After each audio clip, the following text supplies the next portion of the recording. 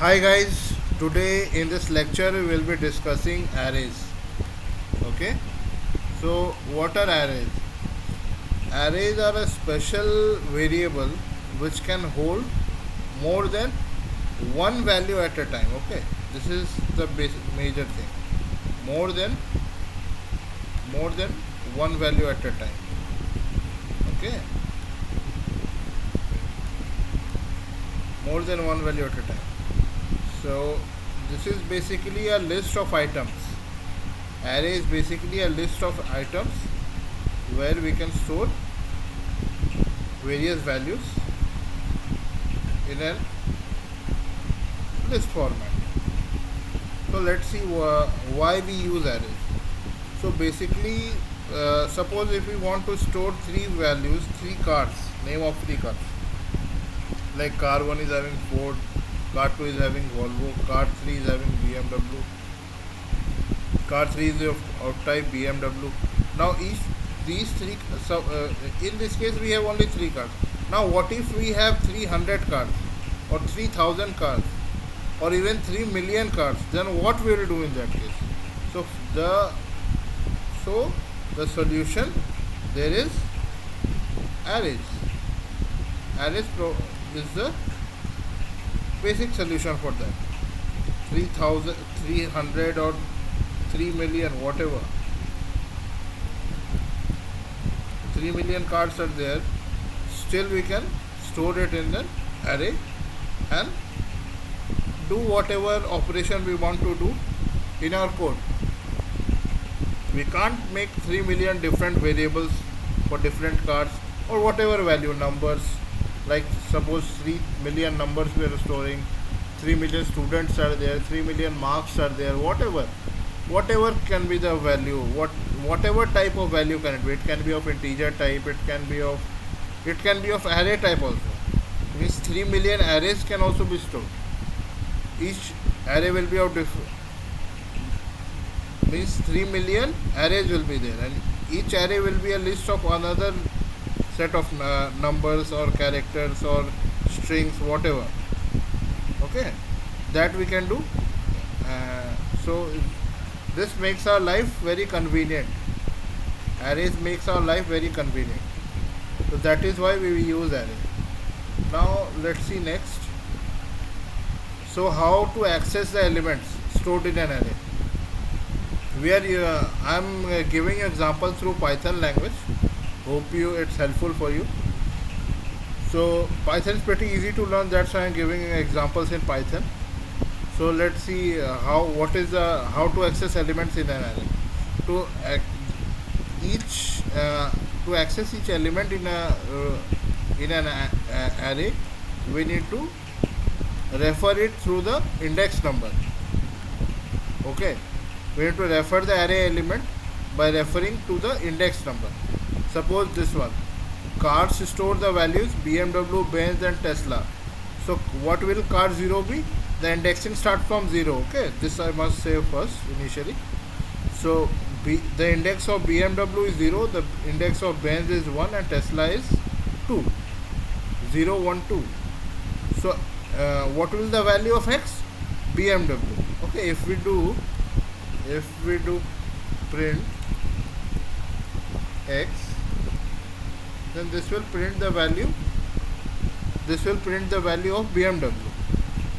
Okay, and if we change it to 2, then it will print the value of Tesla. So, similarly vice versa. Okay, and in Python there is another method called len.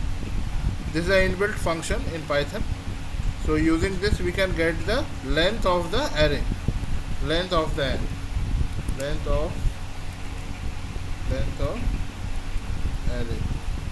Okay, this will give us the length of array. Hope you understand this. If there is any doubt, you can write me in the comment. These are the basic theory of this is the basic theory of arrays. Okay, let's see code examples. So these are the three variables we are defining. One is num1 is 1, num2 is 20, num3 is 12. and if we print 1 2 3, we will get this. See, 1 20 and 12, all these three numbers are printed. Now suppose if we want, if we try to make this code simpler, how we can do that? We can do that using arrays. So this is the code of array. What we are basically doing, all the three numbers which we stored in different variables, we are now storing it in an array. So 1 is at 0th index, 20 is at first index, 12 is at second index. So this is the array, and now we are iterating through a for loop, okay, and printing them. This end gives a space, it doesn't go to the next line, that's why we use this end is equal to empty, is equal to blank space. So now if we print, you can see it's again printing 120 and 12. So see, these were 4 lines of code and these are just 3 lines of code, but we are defining only 3 variables, right? Now suppose if there are 100 variables, then this will become 101 lines of code, and this will still remain 3 lines of code. So that is the beauty of arrays. Arrays simplifies our life a lot, so we must use arrays. Now in Python, there is a benefit of defining an array of different data types. Now you can see this one here. ARR2 is an array where first value is of string type, then second value is of integer type, then third value is itself is a type of array, then fourth value is of number type, then fifth is string type again. So this is a list of different data types of values. This is not possible in Java and C++. We can do it, but we have to whenever we are defining an array, we have to define it of similar data type in Java and C and C++. But in Python, the beauty of Python is that we can declare and define, or whatever define